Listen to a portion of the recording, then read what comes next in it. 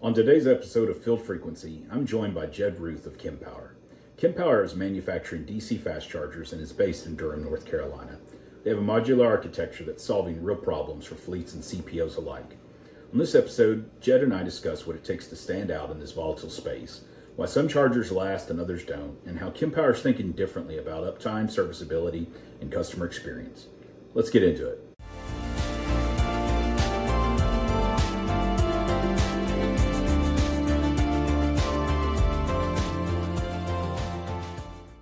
Welcome to Field Frequency. Today I'm joined by Jed Routh of Kempower. Jed, so glad to have you here today. Thanks for being on the show. That's my pleasure. I'm looking forward to it. Great. Well, we want to talk about all things Kempower, but I think first it makes sense for you to kind of share your personal journey into the EV space, what led up to your role at Kempower. So share your role, kind of what preceded you coming to Kempower, and then from there, for those that aren't familiar, because there might be some that aren't familiar, go ahead and share what's Kempower's mission and Sure. where does Kempower sit in the EV charging landscape? Sure. So I spent most of my career with Thomas Built Buses owned by Daimler Trucks. And so towards the end of that time, we made the decision to offer an EV. And I got to a really unique experience because I got to experience them from three sides of the company. So when we started that EV journey, I was in the product management space. And so we were looking at speccing the product, getting demos. I actually got to drive the very first one that we built on the streets of San Francisco. So that was a lot of fun. Moved over to the supply chain space. So was in that side about how do you source components, who's the vendors we're going with. And then wound up as the VP of sales there. And I also had responsibilities for service. So got to do the first marketing, do the first bidding, actually do the service planning, which I didn't do, but the department did. So I really kind of fell in love with EVs at that time. I remember driving that school bus coming off a highway into San Francisco and just being amazed by really how much power it adds. Moved over and worked for Duke Energy for a little while. We were doing depot-based fleets, so kind of got a taste of it there. Bought my own personal EV during that time and kind of fell in love with that, and then had an opportunity to come to Kempower. So Kempower is, we manufacture DC fast chargers.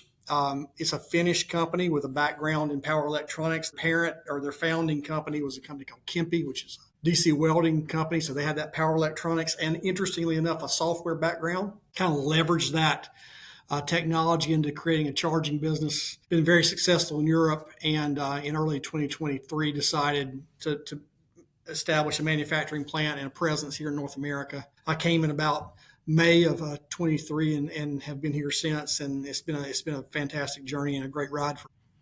Okay, so you've been in the seat since May of 2023. So in the world of EV, 1 year counts for 2 to 3 years. So 2 years, you're almost a 10-year veteran there at Kempower. That's good, and that's I know that you had Thomas in your background. I myself spent a lot of time in the yellow fleet world. I spent almost 14 years in that space as a fleet manager. So I went through alternative energy projects, moving buses from diesel and gas over to CNG back then.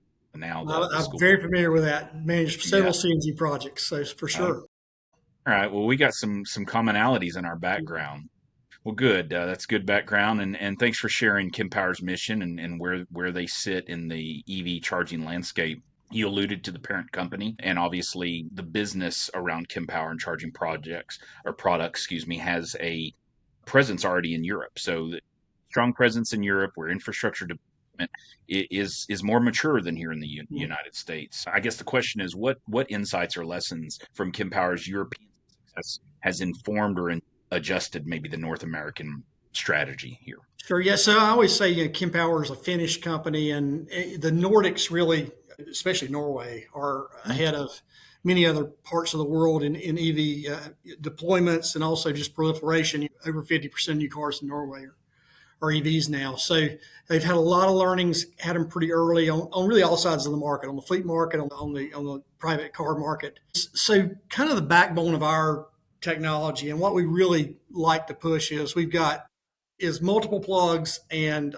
dynamic charging. So, we would put out like a 600 kilowatt system, maybe divided by 8 plugs, but it's not just that simple math. We can deploy kind of what the car needs up to the max of of 600 kilowatts. And then after that, we can all kinds of strategies. We can do it, democratically in order, or we can prioritize one charger.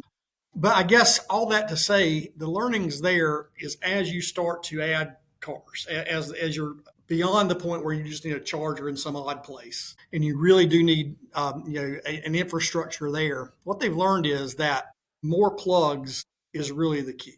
That we tend to think as an EV owner, we look at the marketing and we say this car can charge this fast, and you start doing the math around the max and think, oh, I need all this.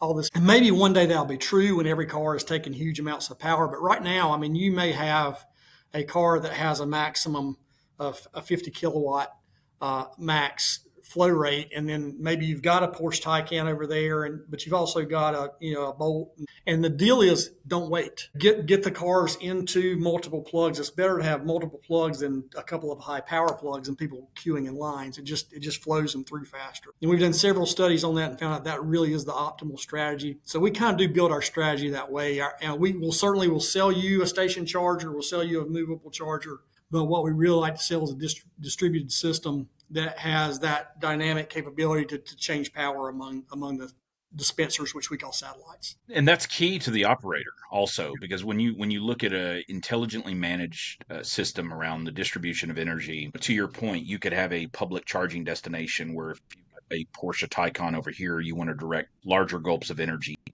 that, whereas a Chevy Bolt over here with its smaller infrastructure, you want to allocate that power. So intelligent management around power distribution is important from a customer standpoint, from the customer experience, the EV driver, but then also from the operator when it comes to how their power is managed. And we all know about the gotchas in the DC fast charging space around peak charges, peak demand charging, exactly. Costs that are there. So that's that Kempower is thinking about that from the standpoint energy distribution.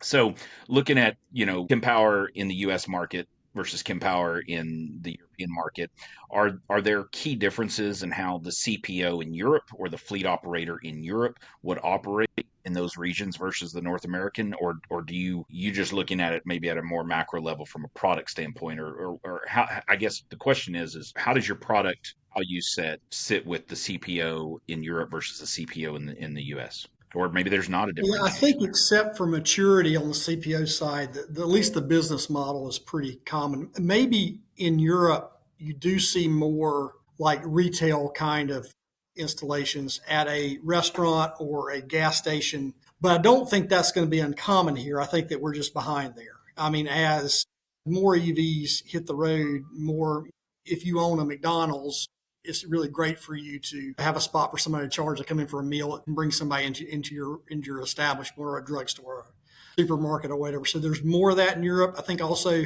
you'll certainly see some gas stations there that are saying, it's time for us just to experiment with an entire station just for EVs, kind of like their own CPO. So I think more of that in Europe. Like I say, I don't think that's going to be uncommon here.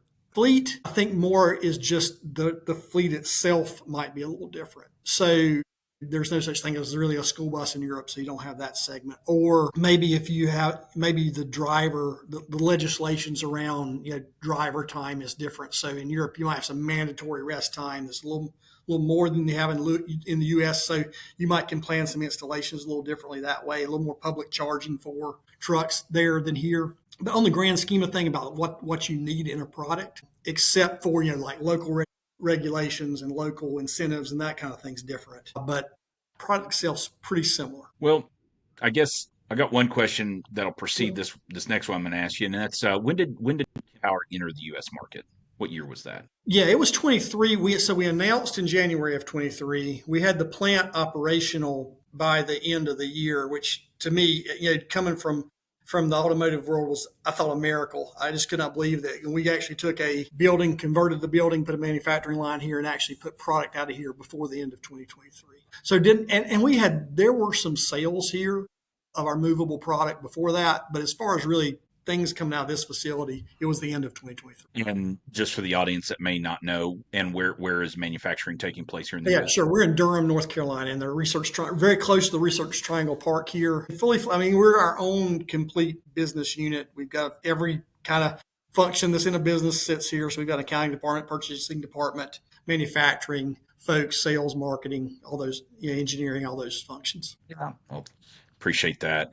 Yeah, I need to get to the Kempower plant. I've been to many different plants. Been in this industry for 8 years. Worked for some manufacturers myself, and so I've been to different plants. But Kempower is one that I haven't seen. So that's on the You're bucket list welcome. there. I'll take you through myself. All right, all right, I'm hold you to it.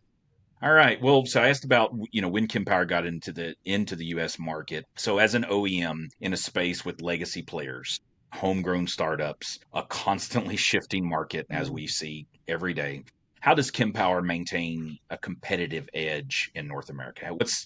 Don't want you to reveal the secret sauce, Mm. obviously, but how is Kempower maintaining that competitive edge in this market? Yeah, so I mean, I think every one of those kinds of players has certainly their own strengths. I mean, you're competing against some legacy player with long term like sales networks, engineering talent, and those kind of things, and then some up and coming startup type folks with that kind of thinking. I think we sit in a decently unique space. I think there's another couple of players like us, but certainly the advantages are we do have that. Even though we're a relatively young company, we do have that Kempe background around power electronics and software. That's not always understood, but welding software is been around for a long time. Kind of has to be really precise down to the nanosecond, so you've kind of got that background. And I think the Kempe family did a really smart thing when they spun the business off as its own entity, because now we use them as a vendor every day, and we've got that. We've brought plenty of employees over from the company, so you have that background. But at the same time, we're really fully focused on charging, and I think that is a differentiator. It's our core, and we're going to live and die by it. And it's no secret we're a publicly traded company. You can look at our financials, and they've been historically strong. So we're a company with you don't have to worry about angel investor paying the paycheck. I mean it's owned, and even though we're publicly traded, Kempe itself owns over 60% of the stock, so there's stability there. I think it's a really good place to be, and a fairly unique place to be in this whole landscape that we live in. It is, and it's a important place, or an important consideration of that Yeah. place for those that are going to invest in Kempower products. Because when you look at Kempower and you zoom out and you see there is a product, a Kempower charging products are undergirded by a established company and a healthy company, Mm. publicly traded, as you said, but a legacy company that's didn't just show up in the market, but you're not depending on Kempower chargers to keep the lights on. There is a healthy, mature business backing that, and to the point when it comes to ownership and how that is supported. That's important to the Mhm. to the market from the standpoint of, I don't know, as a so look at it from the perspective of an asset manager or someone that's got what charger do I buy? It's not just on the feature set of the charger, but it's also, is this manufacturer, if I invest in these products, is this manufacturer going to be here tomorrow? Because it's an unstable market. Absolutely.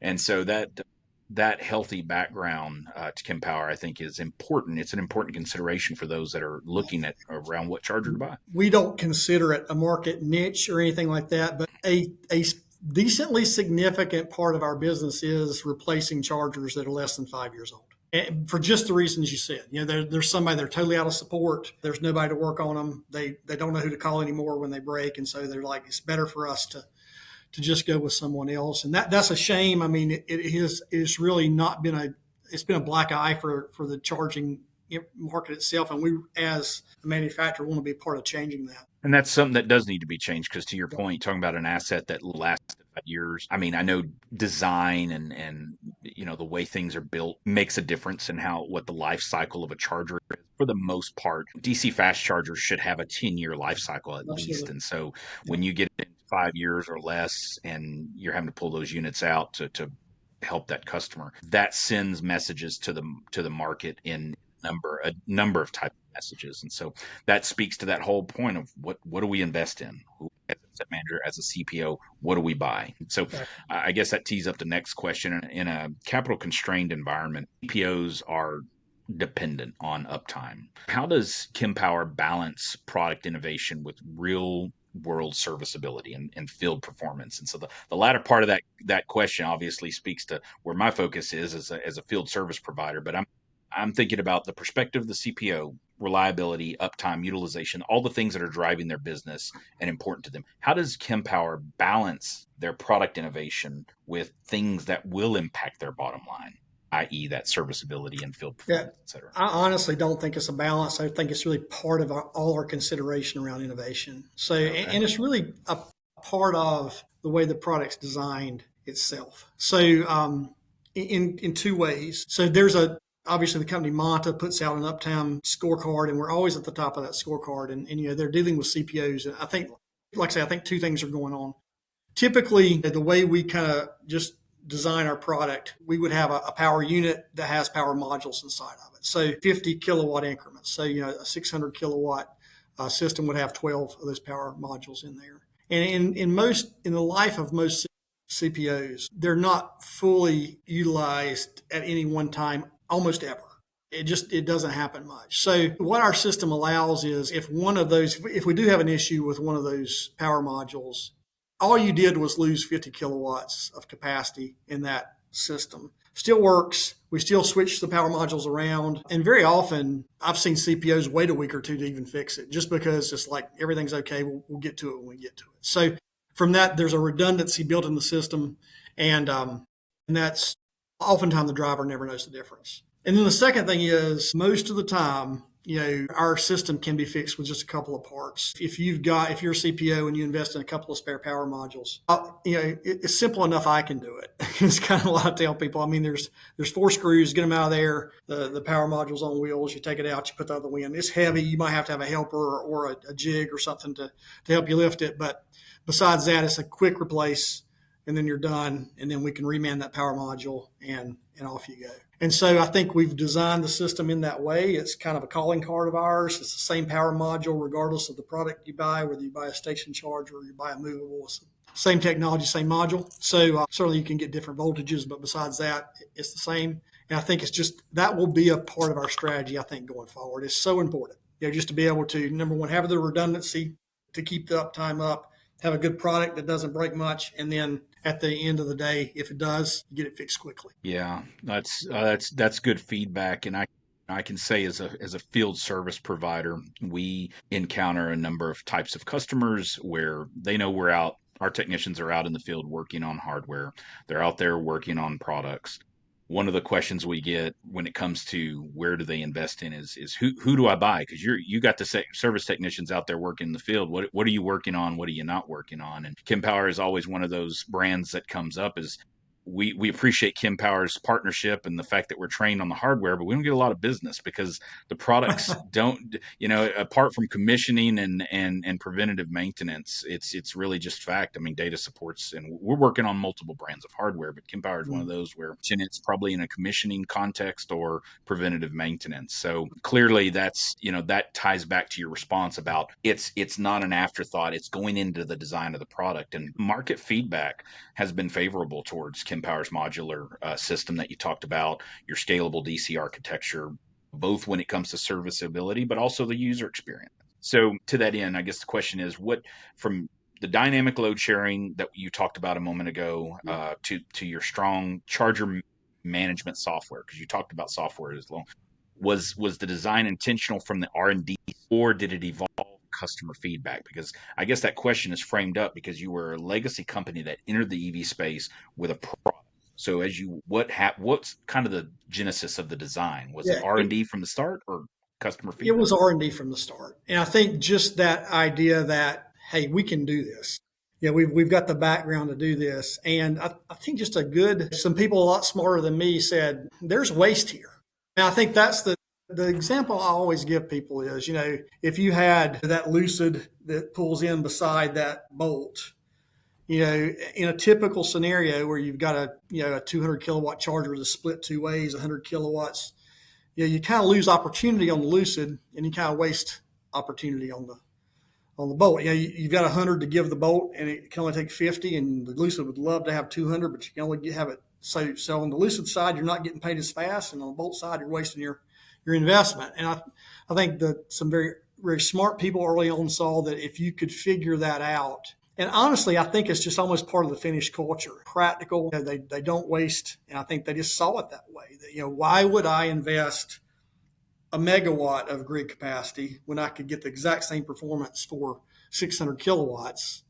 And then you just save all the way down. It's not just in the cost of the system, but it's the switch gear and the transformers, and maybe even the ability to get it there, because the utility might only have so much grid capacity in that area. So I think it just filters all the way down the system. We even have customers that tell us, hey, I can use like off the shelf equipment with you, and I've got to order equipment for someone else. And that always winds up mattering. And I think our former CEO used to say that, solve problems. The EV industry had solved problems like one step at a time.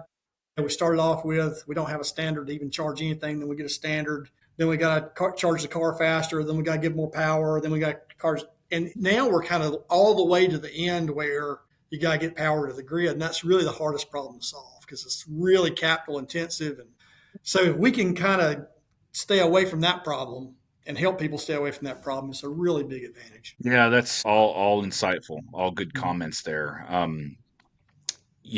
Going over to the customer experience side of things, when an OEM like Kempower is looking at customer experience, and when I'm talking about customer experience, I'm gonna make an application to the diversity of stakeholders in the EV Yep. space. Yep. So that's not just the CPO, but that's the site host maybe that have let out some real estate to a CPO to operate, and they're using Kempower hardware.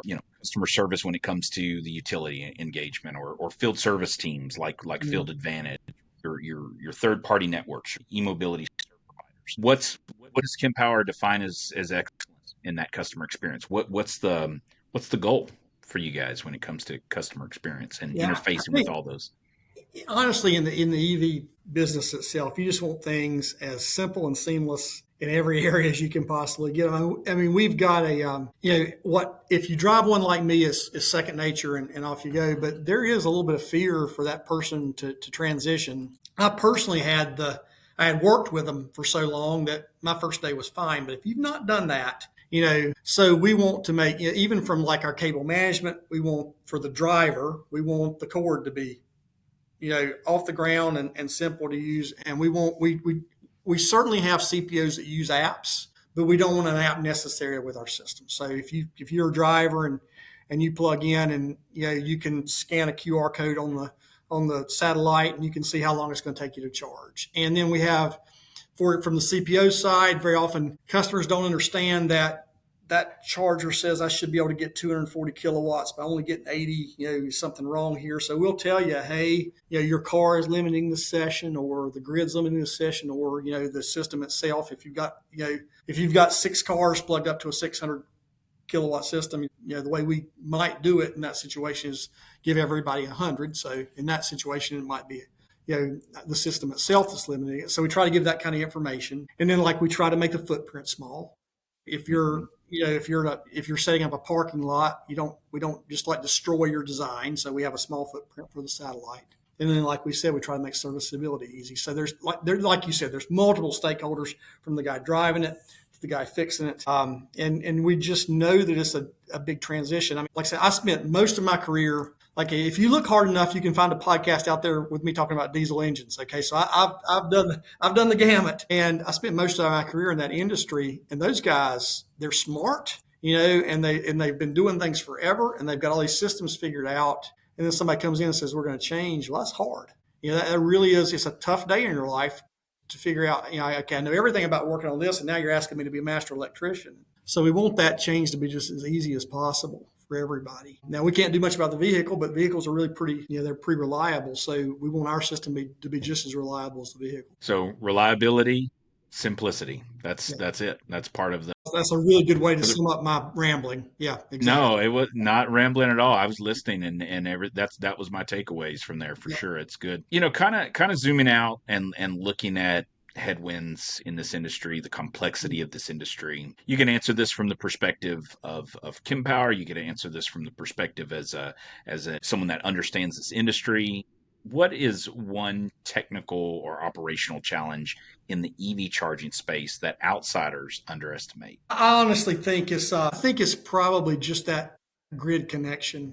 You just can't put one anywhere. So I think that's it. And then I think the other thing is we are so used to the lingo around an internal combustion engine vehicle that if I say kilowatts, sometimes I might as well say it in a foreign language. And I think those kinds of things is we're still kind of in the early adopter stage of the industry, and that stage tends to be the guys that are into it. You kind of geek out on it, but you got to get past that because that next stage of folks has to say, I can do this too. I'm very hopeful. I mean, I've got a Mustang Mach-E. My 85-year-old mother has a Mustang Mach-E, and my 27-year-old daughter has one. So we've got three very different generations. We just all like that car, but there's plenty of other. But I do think that certainly it's not a technology that's this just that you can't understand. It's just there's a few differences that you have to get your head around. And then I think the other thing, and you've heard this before, you've been in the industry, but range anxiety is a huge term. Man, it doesn't happen much. I mean, for the normal everyday driver,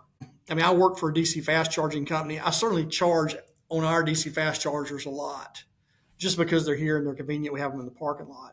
I drive a lot. There's 80,000 miles on that car. I've probably publicly charged 15 times. I'm in the business. I want people to charge as much as possible, but it's not, if you get the home charging thing down, it's a really pleasant experience. You wake up every morning with your car full, and then when you have to take a trip, then that's our job. It's our job to get that, that infrastructure built out. And that's just something I'm excited about with the business. Is it is really a great technology, and I think especially once the cost of the vehicles comes down, they're coming down all the time. Then it's going to take off. It's been several years ago, but you mentioned range anxiety. It's been several years ago that I heard someone say, and of course they were speaking from the perspective of a mature market. They're not in the U.S., but they said there is no such thing as range anxiety, and that stayed with me. Of course, they expounded on what they meant by that, and it was experiential, and that's to your point. You've been in the space, you know where the chargers are at. Range anxiety really is not a thing as much as experience or inexperience anxiety, because you don't know. It's kind of, I see chargers everywhere when I'm driving because I'm kind of looking for them, but at the same time, I don't have to look for the charger. Technology tells me where they're at, and so it's all experiential. I think that's really cool that you got three generations all in different categories, all driving an EV. That says a lot. And you talked about kind of the pervasiveness of chargers out in the you're charging at home, you're charging at work, but there is a need for public or marketplace charging. Obviously, there's a need for that. I charge at home as well, but I also charge in the marketplace, whether I'm, charging my local market that I live and work and shop and all that in. But at the same time, when you go out and traveling, you're charging in that case. And so, the whole thing around EV adoption is public charging, access to public charging. Where are the chargers? How do I use it? Of course, that is from the perspective of those that haven't been in the space or don't drive an EV. So, but to that end, when you're talking about public charging, and of course we know that there's subsidies and funding out there available, whether they come from the state, the feds, NEVI, utility-led incentives and programs to help offset the capex with deployment. But there seems to be at times, like NEVI is an example, where there was money allocated, then the money was withdrawn, now it's back in. And so I don't know. I've been involved in NEVI projects. I've been involved in kind of the Volkswagen money that was out there as well, that was for charging. But public funding seemed to always be a cog in the wheel that either helped the machine turn or kept it from turning. And so I guess the question that I have, just from a macro industry perspective, is: do you think funding helps or hinders long term? What's your opinion? And I'm asking Jed, not necessarily. No, I guess an example I give. I exactly have the same thought process you do, because I think there's some of both. And what I do tell people is, please get picked on a little bit in that space, right? So because it's like you're the only business that's ever had funding before. There's a road in West Texas from wherever, from El Paso to go into New Mexico or whatever, that probably hasn't paid for itself with traffic. There's probably very little traffic, but it's a public good to have that road because people have to get from one place to the other.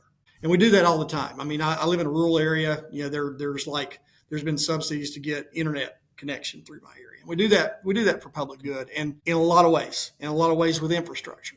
I'm sure there's plenty of bridges that have never paid for themselves, but the local community need to get over the river. And EV, I think, has instances like that, where, on those same stretches of road, there needs to be charging. And that's really what NEVI's for, right? Is to get charging along the interstates and allow you to get from long distances on EV, and everybody else take care of it locally. So I think in instances like that, funding is very good. At the same time, I don't know if you guys remember, I was telling some folks here, you remember the kind of the big buzz a few months ago over DeepSeek, the Chinese AI thing. And they came in and said, we did this for so many millions of dollars when all the other American AI companies were raising billions of dollars. And I don't know how true that was, but the point I heard made about that was that's what they had to deal with. You've got this to work with, and so you make something happen out of it. And I think sometimes funding does that. It kind of makes you a little fat. I think the good news for us is we've done a lot of businesses with folks who haven't used funding. And so we've certainly got some NEVI business. We've certainly got some business that had EPA funds tied to them. When it gets to utilities, I think then they're just kind of doing a little pay ahead stuff. I mean, they realize that it's good for everybody and it helps things. So I think we were kind of late enough to the game that we did have to get scrappy in that area and get the funding a little later. I think, short term, these things going away isn't going to help the business as it kickstarts. But I don't think it's going to destroy it either. I think we've had a very good quarter last quarter in the middle of everybody being afraid the funding was going to go away. So I think it's there. Maybe if 5 years ago somebody did a high, medium, and low and guess about where the market's going to be, even the low guess still was a lot of growth. So I'm not discouraged about that. I've seen it from both sides. Like you said, I've seen good and bad come from it. When I entered this industry, the first 4 years was spent at the convergence of traditional liquid petroleum fueling and EV charging. So I entered the EV space from downstream oil and gas, literally at the retail level, calling on, because working for a company and we did build design on gas stations and commercial refueling center, and then began to look at EV. This was 2016, 2017 as a emerging technology, but also another fuel source. EV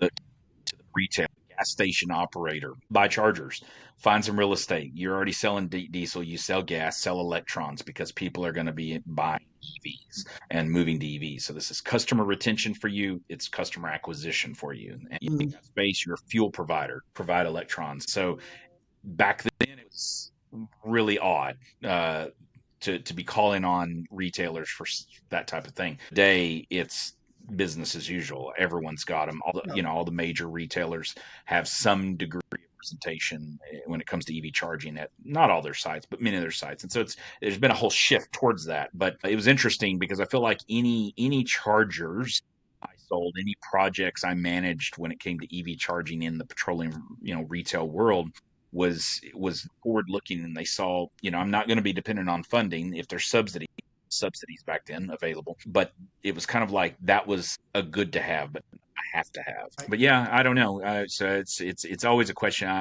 I like to ask folks within the space where their thought, especially with NEVI being paused and now NEVI being back activated again. So anyways, well, I got a couple more questions for you. This has been a great conversation, but I wanted to kind of zoom out and look also at vision execution when in a market with high volatility. We started off talking about what brought Kempower into the U.S. market, how it's differentiated itself in the U.S. market, how it has proven itself in the European market. But I guess the U.S. obviously has high volatility when it comes to EV. So what does long-term success look like for an EV SE OEM? What are the markers that Kempower knows it's on the right path whenever it's looking at this volatile space? Well, I mean, I think there's the obvious. Certainly, we've got dollar growth kind of targets internally, and we want to be growing our footprint and our installations and our employee base and everything else. But we really think for DC charging, I think people all the time have this misconception about everywhere there's a gas station, there's going to be a charger. And you and I know if you charge at home, it's just not true. I mean, the market doesn't need that much. And so while we certainly think the personal car market will continue to grow at a high rate, I mean, there might be some things to figure out about like multifamily home and could you get by with level 1 charging there and some things around that. There's some creative ideas I've heard about that. But And we really see, if you kind of like measure, you don't really measure it in vehicles, but you kind of just measure it in like terawatts of power. It's the fleet market that comes around. And I think there's a few reasons behind that. Certainly, the cost of the battery has got to come down where you can afford the vehicle. And right now, it's disproportionately different than it is in the personal car space. But the good news about that is, as the battery gets cheaper, the price comes down faster because of the size of the battery. So I think, when that happens, but then you start talking about, 70, 80 cents a mile potential savings on those kinds of fleets, depending on what they are. And now the TCO number gets really big, and then the power that you almost have to charge those things with a DC charger, because if you've got a 600 kilowatt battery, you're not going to do it any other way. And so I think that's the market we see, for North America. And then you just start to get in all the variants of it, mining and marine and port and all those variants where if you don't, I really knew nothing about ports till I came here, took a tour this summer and in Norfolk, and just honestly couldn't believe the size and scale there. And there's a bunch of those in this country. So I think those kinds of markets are markets that people don't think about for EV, but they're typically in areas where you don't really want to pollute very much. And so you get all that other advantage around, cleaning up the environment. The stat I always give everybody is, nobody believes it, but just look it up on Google. They give this problem to fourth graders, but I've forgotten some of that stuff in my life. A gallon of diesel or gas weighs about 8 pounds. And when you burn that diesel, you actually put 20 pounds of CO2 into the air, because the oxygen molecules, two of those attached to that carbon, is about 80% of that carbon is not 20% efficient or less. So that's what you're doing. So if you're a big truck getting 6 miles a gallon, I mean, just think about that. So huge opportunity to clean up the environment. Really, regardless of what you feel about all that, that is true. That CO2 is going into the atmosphere. So great opportunity there. And then also, I think eventually, when we get the cost of the vehicle right, a great opportunity to save money. Yeah, that's all good comments, and all insightful, and comments I agree with. When we look at, not to politicize, the whole shift towards EV. I don't know why vehicles can get politicized in one sense or another, but the idea of cleaning up the environment, the output, it didn't start with EV. I know Yep. whenever I was a fleet operator, there was funding available to get those dirty older diesel engines off the road, whether they were repowered with CNG or updated diesel with particulate systems, the way I forget the name, with catalyst to and particulate traps Well, to capture. DPFs. Yeah, DPFs. That's Yeah. yep, Yeah. that's what I was looking for. Yeah, Yeah. all that to try to offset some of that output. That there was money and incentives to offset that back then, looking at from LNG, CNG, and other updated diesel. So all the more reason, we talked about school buses earlier. That's the largest people mover in the U.S. is the school bus. So many people, from point A to point B, and just the invented. You talked about TCO, the advantages of shifting to alternative energy for the way you Mhm. move people from point A to point B just makes sense. But cool, well, great. Kind of closing out, we were looking at what's it look like, kind of going down the road in this market. But maybe you could speak to what Kempower's footprint over the next 5 years in North America looks like. What do you hope people say about the company 5 years from now, whenever you got more units out there in the wild? Yeah, we just want to grow. I mean, so we're new here. The sales cycle takes a little while. I mean, because if you start with a customer and you start a project, you've got to get permits and break ground, which in and of itself, is going to take some time. But then you've got some equipment that's been in heavy demand on the utility side that I think is just starting to kind of break free. Really been encouraged this year about our growth.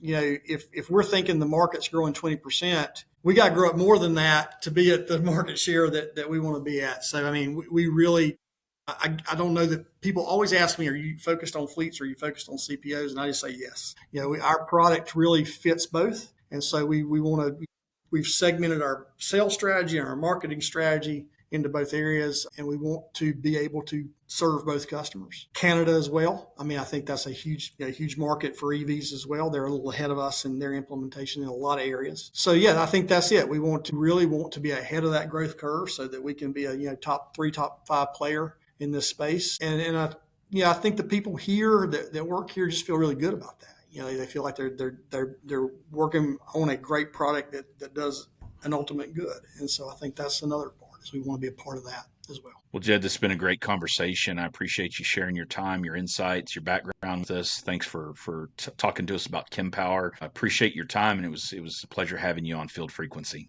Thank you. Yeah, I really enjoyed it. Thanks so much, Jason.